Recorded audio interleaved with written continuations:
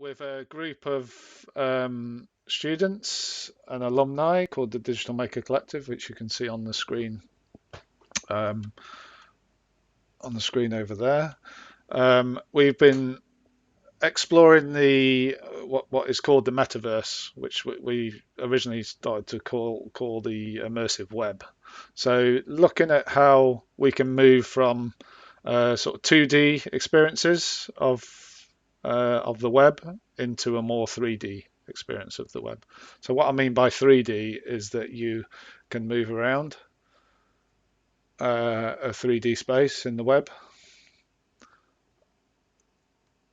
and you can also and the 3D web is available, you know, in lots of different flavors, lots of different ways, where you can be in a browser or in an application and move around. The metaverse is really a collection of those worlds, of 3D worlds, but the metaverse is also more about having interactions with other users in the space. So it's more a sort of community collaborative space, if you like. Feel free to shout out at any point. Like I say, it's always nice to know there's another human at the end of the line. Um, when we're in this sort of scenario and we've got, say, 15 people in the space, it feels very natural and very, it feels very natural and very, it feels more like a sort of interaction is happening between two humans rather than just yeah, feeling sort of kind of not there. So yeah. So in terms of the whole point of this session, I guess, was to look at you guys as fine art. I studied fine art actually at Wimbledon. So I graduated in 2000. That's one of my paintings behind me. I'm yeah, traditionally a painter, but I also, I messed around with technology. I did digital stuff for my degree. I did a lot of Photoshop stuff. So the idea of artists using digital technology is not new. I think it's been very much sort of pushed to the forefront in the last year, obviously, with everyone kind of being sort of forced into digital, which is is good for some. Some people might kick against it. There was already a lot of people kicking against digital anyway and technology, and that's fine. That's good. We need to question technology, and we need to question the tech dominance, tech industry dominance, and all that sort of stuff. Definitely do, but that doesn't mean we don't engage with it. And the more an artist engaged with technology, I guess the more you can sort of question it and confront it really. And also, not just that, give it a language.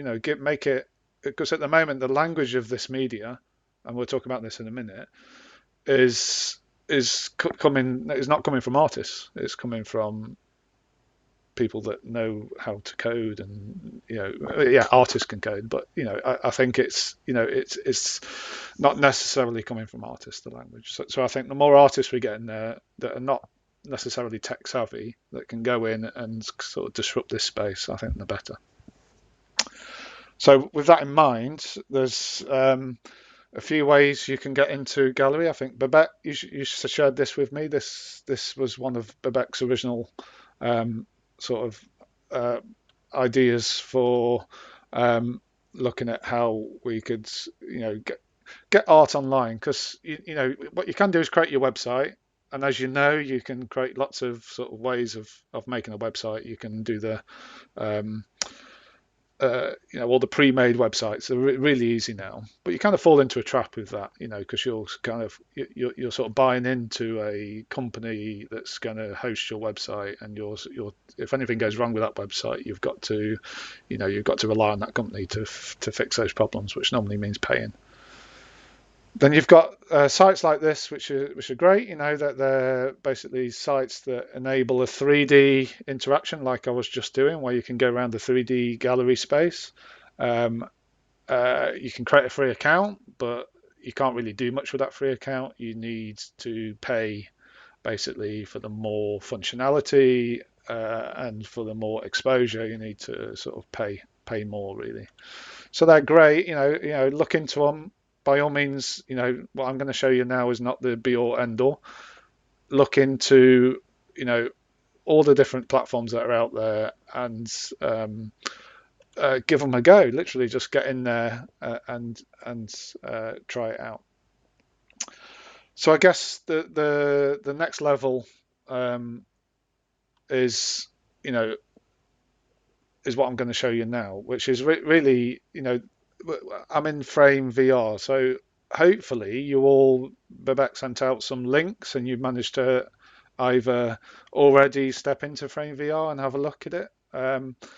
And also there were some links examples there of some galleries that have been made by myself and also some students.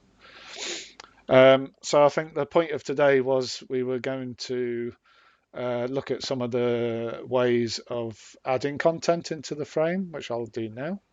Okay.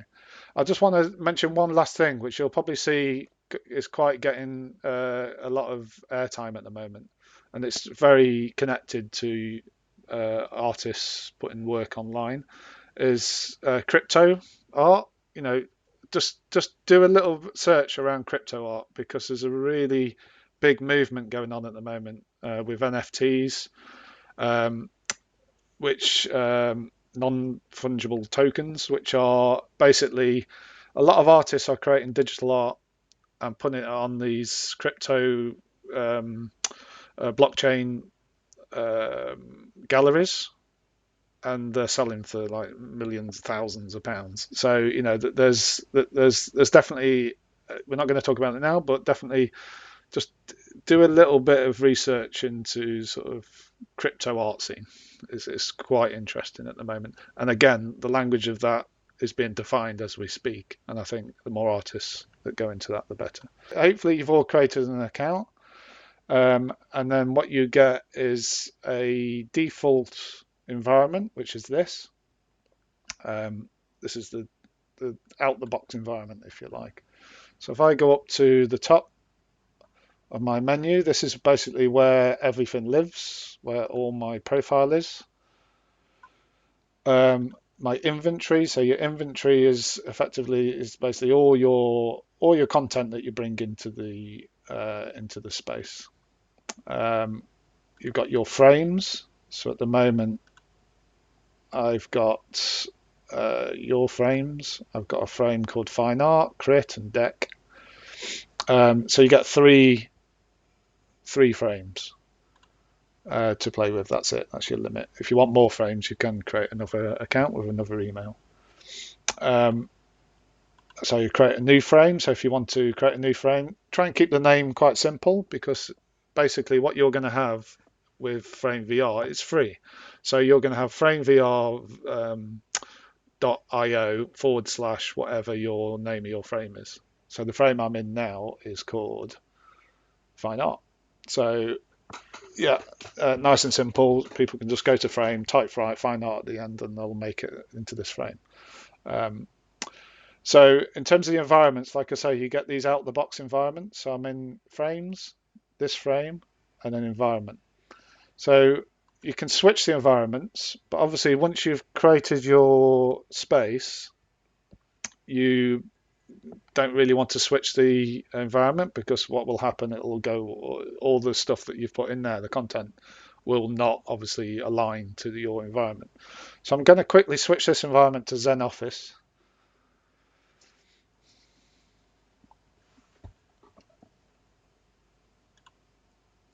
Okay, so you can see I've moved to the Zen Office. Oh, someone's joined us. Hello.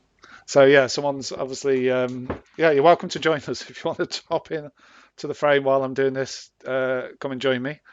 So you can see, look, that's that screen I had on. That's the Metaverse text there. It's just sitting in midair now, because I changed, which actually looks quite cool. Yeah. So happy accidents can happen. Again, that's part of the experimentation. So these little blue lines on the floor, these are kind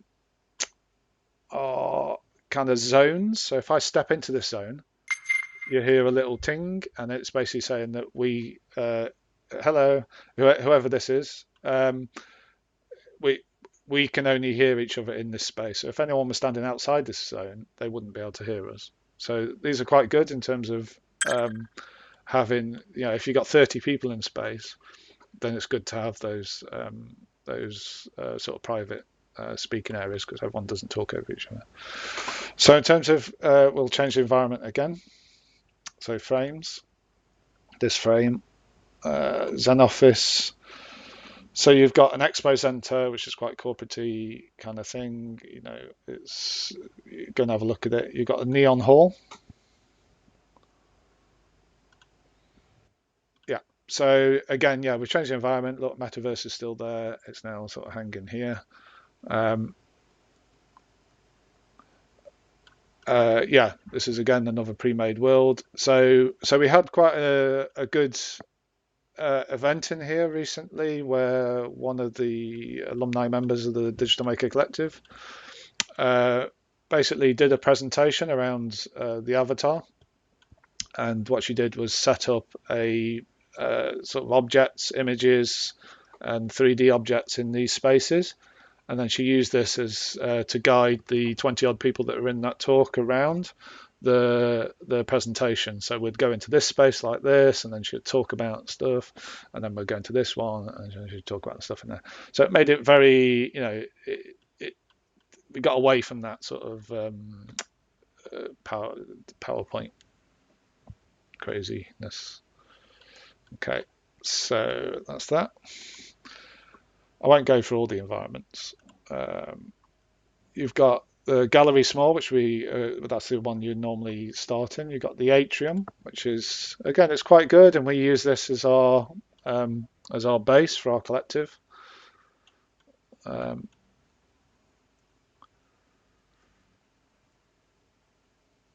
It's quite big. If you hold your shift key, you can move. Oh God, I'm making it. If you hold the shift key, you can move fast around the space, especially in some of the larger spaces. So yeah, I'll try and go slow because it can make you feel sick if you're watching this. You can go upstairs. This little balcony.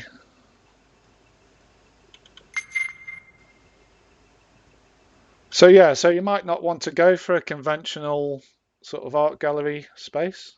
You might want to sort of go for a more of a social, collaborative space, maybe. Honestly, just stick your mic on and shout questions if you got any.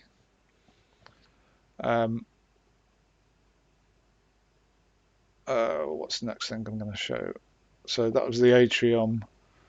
And then there's an outdoor theatre, which is quite good, like an amphitheater. Let's go there. Why not?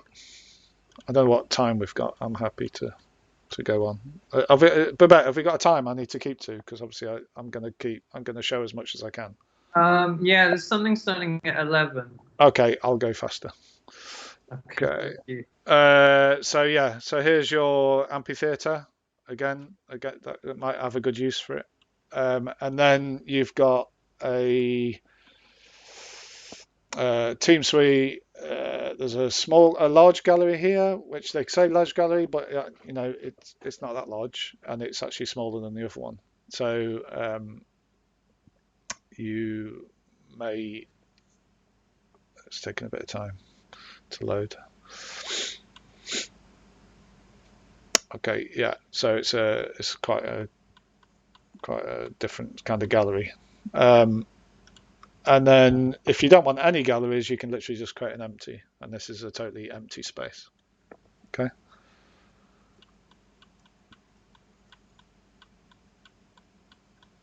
So in here you could potentially import your own environment, obviously within limits, and we'll talk about that now. So I'll go back to the gallery that we're in, just the normal gallery. So let me explain a little bit about FrameVR. So it's free at the moment. It's in beta, which means it's in development. and they're going to release it as a final application. Uh, and I guess I I yeah, that there will be, I guess, at some point some sort of business model that's applied to it that will offer more functionality than you get at the moment with the free stuff, and that might involve quite a lot of customizable stuff. So at the moment, you're kind of fixed to these environments unless you create your own environment. But that's a sort of level of complexity that, if you're happy with, you can do, but also has its limitations, like I say, because if you're bringing a big model in, then you're already starting to affect performance. But saying that, some students that have made frames, the links that you sent out, have a look at those links at some of the art students that have been creating frames, because what they've been doing is using images to cover the walls, or changing the color of the walls by putting like just a JPEG image of a color on. So that's one way of doing it, but it's a bit fiddly, not ideal.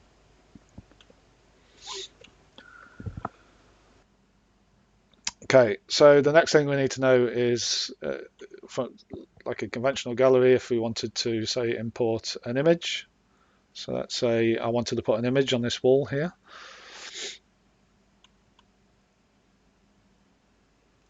So the first thing you need to do is obviously prepare your content. So I would suggest you kind of do as much of that beforehand. So, hopefully you all know Photoshop, and you all know um, how to sort of manage the size of a JPEG image. So when you come to import, and if you don't, then obviously seek support on that, because that's what you can get support on. So when you come to upload your content, there's a couple of ways to do it. You can add directly into the frame, where you can see add image, add photo, add da da da, or you can add to the inventory. So if you add to the inventory, it just goes into your backpack, if you like, and then you can chuck it in to your frame. What I tend to do is just go straight to the add to this frame bit, and then what I do is also tick the also add to inventory. That way it goes in your backpack, but it also goes into your frame straight away. If you look on each example of content you can bring in, it actually says exactly what you can do. So it's saying here you can upload a PNG or a JPEG image with a file size of 10 megs. Now, I would not bring in a whole load of 10 meg files, because you'll overload the platform and it'll take a long time to load up. So I would try and keep, especially if you're getting, say, 10 images in there, I would try and keep everything down to a couple of meg each if you can, the images. It doesn't really make much difference. You can have a really good quality 2 meg image for sure. So JPEGs normally, but PNG, so obviously PNG provides that transparency. So if you've got a PNG image, that's a good way to do text. So like that Metaverse here is a PNG. So that's been made in Photoshop and then exported as a PNG, which provides the transparency. So you get that sort of text. There's no sort of image there, background image. Okay, so I'm going to add image. Browse. I've got image here. If I hover over it, it's three. This is nearly 4 meg image, so it's quite a large image. I wouldn't necessarily put a 4 meg image in, like I say. Okay, so that's kind of placed my image just in the frame. It hasn't put it directly on the wall. So this is where you need to do a little bit. So you see it's just hanging, it's just floating in the air. So this is where you need to orientate yourself in the 3D space and start to position this image. So I would totally recommend that you get a mouse with a wheel on it. Don't try and do this on your trackpad on your laptop.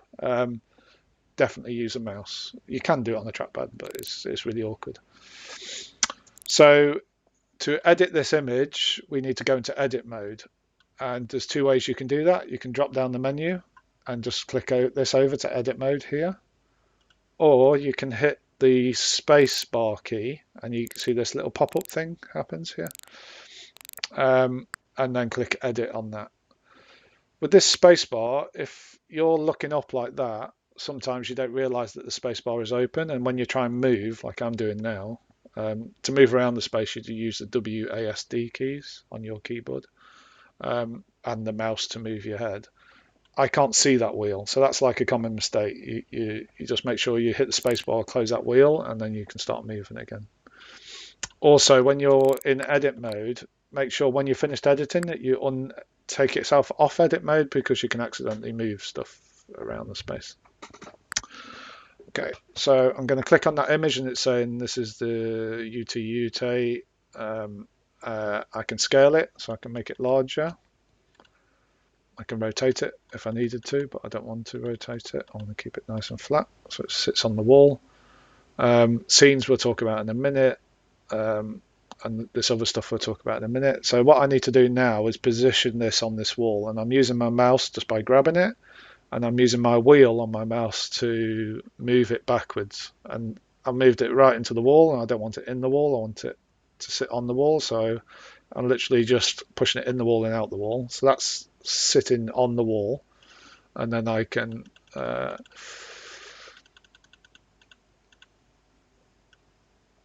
expand the image as big as I want it.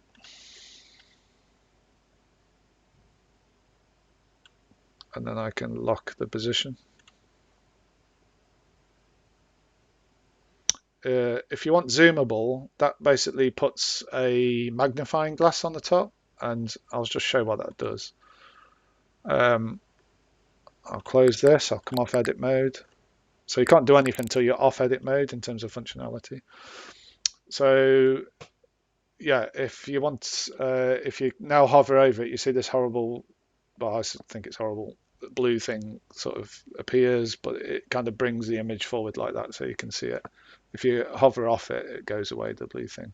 It's kind of, it's nice in terms of functionality because it means that people can sort of see the full image, but actually especially if it's, you don't want this on your artwork all the time, so I tend to, this is kind of a new bit of functionality that they added, so I tend to just take that zoomable option off. If people want to see the image up close, they can, you're in the 3D web, so you can just go up close, you can go up really close to it if you wanted. So basically that's the same method for everything really when you're uploading. We'll look at 360 photos in a bit. Add video. So again here, when you're adding a video, you've got options. Videos can be MP4, all those, and it's 100 meg max. Again, I would try not to put loads of really massive videos in. So if I wanted to upload a video, it's the same principle. So where are we going to put the video? Over here.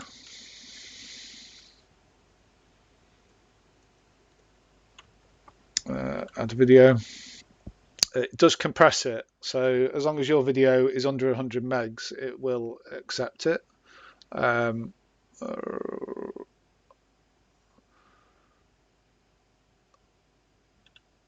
have a look.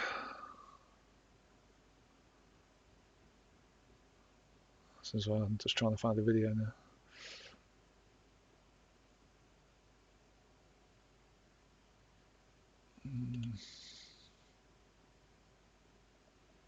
Okay, so I've got quite a large video here, which is 70 megabytes. And what it will do is upload your video, it'll compress it, and then it'll let you know when it's ready. So there'll be like a placeholder thing saying it's processing. So yeah, this is 70 megs. So yeah, what I didn't say from the beginning is that obviously the advantage of this is that it's browser based, that you don't have to, of this platform, is that you do not have to download an application. You're literally just putting your URL in and you're entering via a browser into the 3D web. I guess that's the difference from other applications where you have to download the actual program onto a computer. Some applications you need what do you call it, kind of more powerful computer or what have you. So and this can be accessed on the mobile as well, on your mobile phone, on Mac, on PC. So it's quite, it's probably the more accessible of the sort of platforms, especially if you want to get people to visit your gallery, your artwork, and also if you want to collaborate. Okay, so you can see that's processing at the moment. Same principles for everything. So we can scale it up. It's kind of hovering in the air, like here at the moment. So again, I need to grab it. I need to push it onto the wall. If you want it on the wall, you can have it hovering in the space. You can change the dynamics of the space or use that empty space. I mean, there's a lot to cover, and we'll do as much as we can today, but we could pick up a second session when you've all practiced. I'm happy to sort of pick up a session of what questions you have basically when you've tried to do things yourself. I think that's probably sometimes a good way. Okay, so that's processing. I tend to put lock on everything because, again, if you're on edit mode by mistake, and you can easily move things around. Autoplay with the video and loop is quite a good option. So when someone enters your space, the video starts playing straight away. And if I didn't want these assets, you can just obviously delete the asset there. But if it's added to the inventory, it'll be in your inventory here. So you can see my inventories here and my videos, and it's got my Unity Unicorns video there. If I wanted to delete that out of my inventory, I can just delete it from here. Also, another way to check the content that's in your frame is to go to frame and then this frame, and then you've got a list of all the assets that are in your frame. So images, I've got these in there at the moment. So what can happen sometimes is you can push an asset behind a wall and you don't know it's there, and then suddenly you've got like 20 images in your space, but you've only got 2 images on the wall.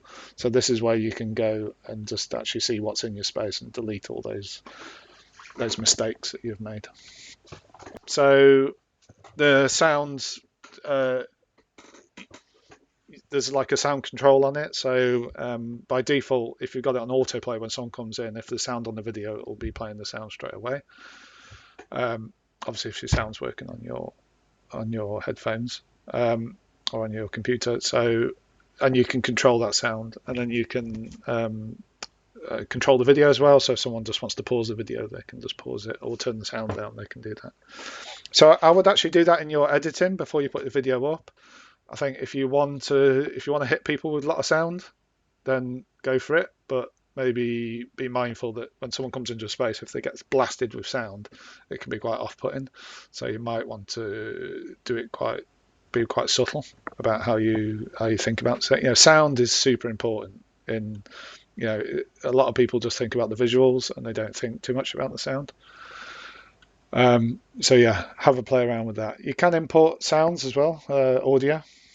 So it's the same, just and that is spatial as well. The audio is spatial. So if you add audio the same way that we've just been doing, I'll transfer. Oh, there you go. So the video is playing now. So okay, I'm still in edit mode, so I'm not seeing those controls here. So I'm going to do the controls. I'm not sure if you can hear the desktop sound. Let me know.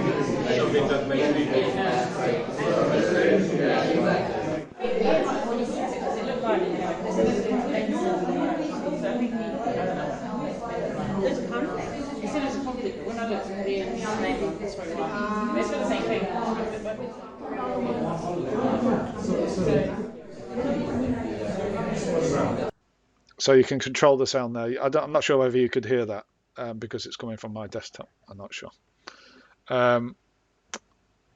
So yeah. So if you go in the space and press play, you'll hear it. Okay, someone's asking avatar cam. So avatar cam is basically on your. So let's do it with this dude here. So this is my AV bot, my support. So I've got a. This is sometimes good to use. Have maybe 2 accounts. So I use another account as like a cameraman almost. So when I'm doing an event, I've got like or for instance, this AV bot at the moment is sharing this screen. So you can start to sort of master the sort of use of good use of the 3D web really. So for instance, avatar cam is. So I'm just going to share the camera on the AV bot guy, share his avatar cam, which is effectively me from another angle. Yeah. So that provides a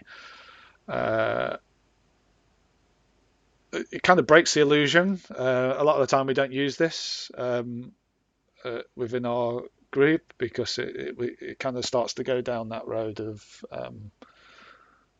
a bit too real and a bit too what do you call it, teams. So in a way, it's quite nice starting to think about the avatar and to think about the sort of representation of the avatar. And obviously, this is a free platform. The avatars are not great. Not everyone's taste. So there are other platforms you can have really quite advanced avatars. You can sort of customize your own avatars. You can customize these avatars, but they're quite limited in customization. But that's the kind of compensation you need to make, really, with a platform like this. Or you can, which I'm going to show you in a minute, you can switch to not having an avatar whatsoever, and the experience can be different. So I'll just go onto this screen here. So I'm just going to load an example. So if you can see on the menu, there's an option in your frame. I won't upload all the content because I think it's quite self-explanatory, really. It's all pretty much the same as the image and the video. You just upload it, you add it. The audio comes in as a ball, and it's got controls on it. 360 video, that's more advanced stuff. We can talk about that in a bit. I'll show you a 3D model before we finish. We've got 15 minutes, so I'll show you uploading the 3D model and also just talk about what you need to do with 3D models in order to process those. And it's good if you're going to get a bit of tutorials on that. That'd be great. So I'm just going to show quickly the difference between a frame. So I'm going frames, this frame, and at the moment the capacity is 15, so I could have up to 15 people in here. And hello, whoever that was that joined, thank you very much. But you can have up to 15 people in here, which is great. But the more you use this, you can request, go on if you go on the help pages, you can see there's a Discord channel, and go on the Discord channel, and that's a really good place to have conversation about what works, what doesn't. But you can also contact the frame team and ask for an extension. So one of our frames, we've been using it a lot, and they've upped that to 35, so we can have up to 35 people in there.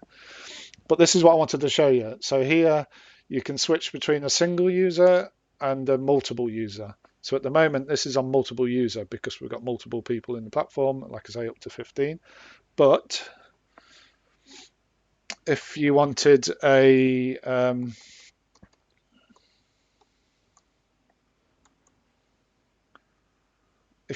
single user one, it will literally do this. It'll go straight into your into your frame. So with a multi-user frame, you have to click the connect button when you go in. With a single user, basically what's happening here is you're just going straight into the frame.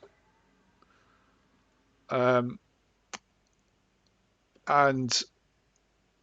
you're not going to encounter any other individuals, any other avatars in this space, because basically what you're doing is entering the frame as an instance of the as a single individual instance of that frame.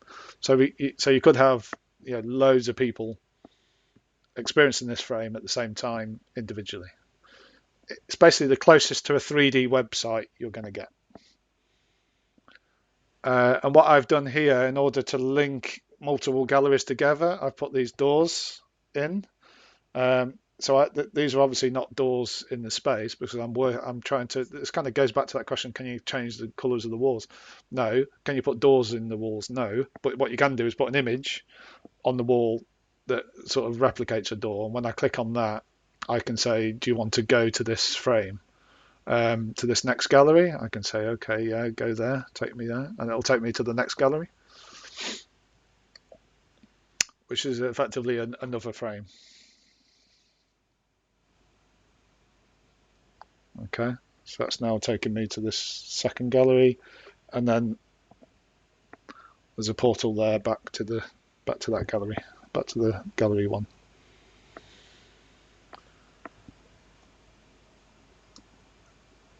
So yeah, I mean the quality of the images is quite good. So that's that's something you can have a look at, and also you can play around with the scale of the images, which is a bit of fun as well, that you put in. So I mentioned the Digital Maker Collective. That is basically a collective of UAL students from across all the 6 colleges, and alumni. And within that collective, they've identified sort of themes, areas of interest, and one of those is digital fashion, and we've got cryptocurrency art, and we've got what else have we got? Oh my god, mine's gone blank.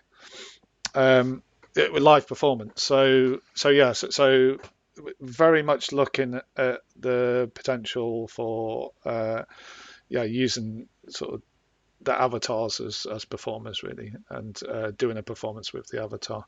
And like I say, this really is like a sort of a gateway into other platforms that can do that, in quite an amazing way, really. I guess the other thing that I haven't really touched on, which again we can, once you've got your heads around this a bit more, and you've started to get hands on with it a little bit, what we can do is, which I haven't shown and I'll demonstrate next time, is, so this is like a VR headset, and basically, so if you see in the bottom corner there's like VR. So when I'm in this headset, I go to the browser in the Oculus Quest headset. These are like 299 quid headsets. It's standalone, so it doesn't need to plug into a computer or anything. So when I'm in the headset here and I go to this browser and I click VR, I'm literally like I'm in the space, and it's amazing. It's just, and then you've also got controllers which give you hand movements. So effectively, when you're in VR, you're almost like a motion captured individual presence, rather than just a computer, a 2D PC, sort of, not very animated. So your head moves a lot more because it tracks. Acts like a tracker, and then your hands move as well, a lot more naturally. So in terms of performance, that can be quite interesting thing to experiment with. And then sound, yeah, that's an issue because you've got latency. I think all these are quite interesting areas to explore. Okay, I am going to quickly just show the 3D objects. So again, the 2 options: add to this frame. So the streaming screen, that is basically what I had over there, where I'm sharing the screen. I'm sharing a screen from another computer, and that is a streaming screen really. And you can also have a show your face as well if you want to do that. A whiteboard is basically it's quite good. We have a bit of fun with a whiteboard. So if I want to add a whiteboard, it's what we do at the DMC is basically there's a couple of whiteboards on the wall, and we just sort of, or quite a lot of people just mess around and do collaborative doodling as we're kind of talking. So yeah, it's very basic, but it's kind of it's good if you just want to quickly sort of show, do something. Models, right? So 3D models. This is where you probably need a bit of support if you haven't got much experience in the 3D model side.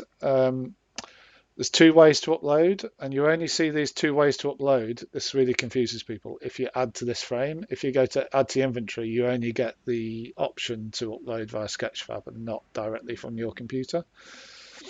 So if I was to add a 3D model into here, and I didn't have my own 3D model, I can search for a 3D model through Sketchfab. So anyone that doesn't know Sketchfab, Google Sketchfab.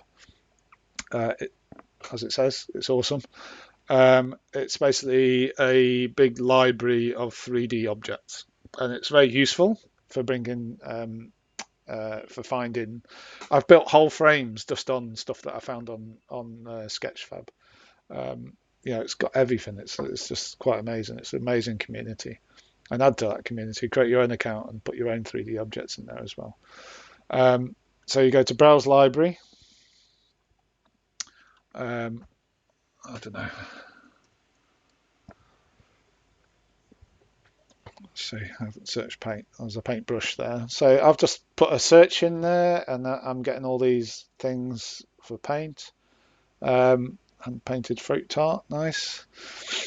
So this is where you need to be a bit careful because 3D objects can really impact on the performance. So ideally, you want to make sure that the poly count, which is the amount of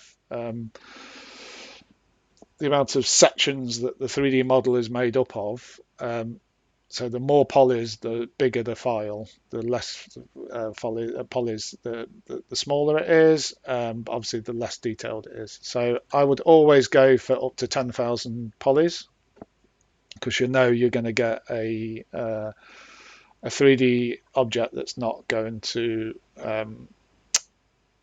overload your computer. It says you're going to need to log in. So it's logging me in, accept. So you need an account. So just set up an account if you're going to do this. And then you just click import. And then your 3D image should just drop into the space. Hey, there you go. So I've got a nice looking barrel there that someone's made for me. It's fully 3D, so I can move around it. I can edit that the same way I can edit all the other stuff. I could put it up in the sky there if I wanted. I can enlarge it if I really wanted to get quite. Again, you don't have to follow convention. Have a bit of fun with the gallery space. Make it. You can do something that essentially is, why replicate reality when you can do what you want? So do convention or not. So there you go. You can kind of move it around.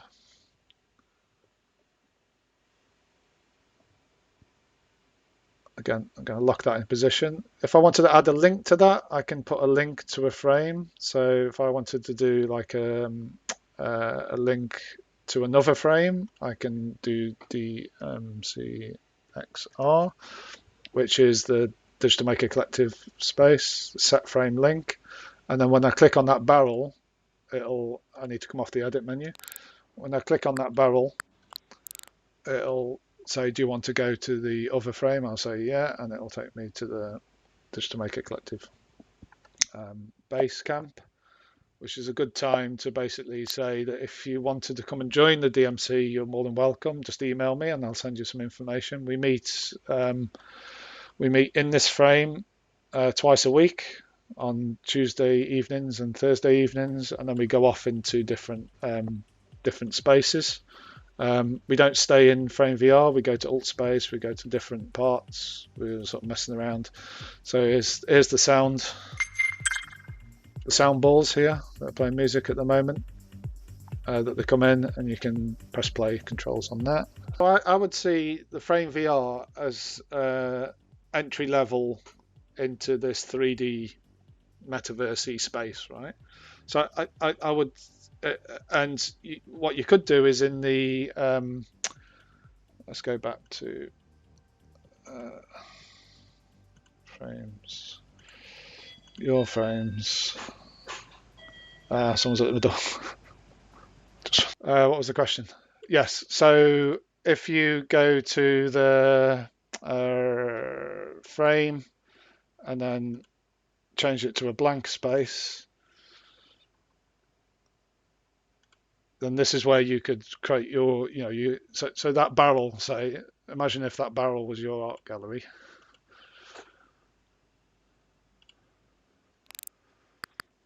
Obviously, you'd have to make it really large if you wanted an art gallery barrel.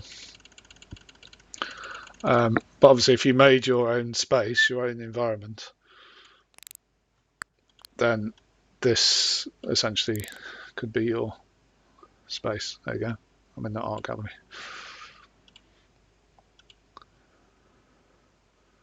So yeah, so if you've created your, and we've done it before, where we've created our own 3D buildings. I'm just going to come off edit mode. Actually, I'm going to take off the link for this because every time I click the barrel, it says, "Do you want to go to that space?"